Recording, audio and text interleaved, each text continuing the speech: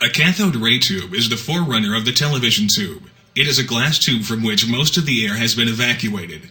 When the two metal plates are connected to a high voltage source, the negatively charged plate, called the cathode, emits an invisible ray.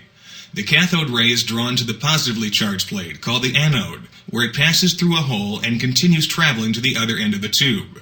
When the ray strikes the specially coated surface, the cathode ray produces a strong fluorescence, or bright light.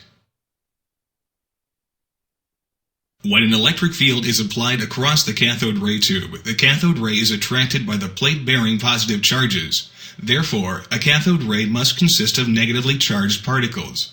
We know these negatively charged particles as electrons.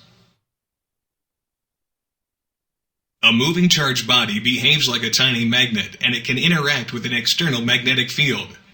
The electrons are deflected by the magnetic field. As expected, when the direction of the external magnetic field is reversed, the beam of electrons is deflected in the opposite direction. In 1897, J. Thomson, an English physicist, determined the charge-to-mass ratio of an electron.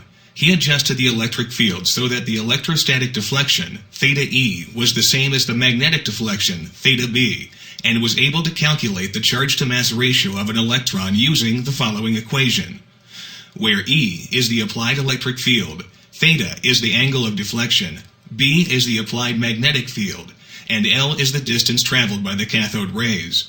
Thomson determined the charge-to-mass ratio of an electron to be negative 1.76 times 10 to the 8th coulombs per gram.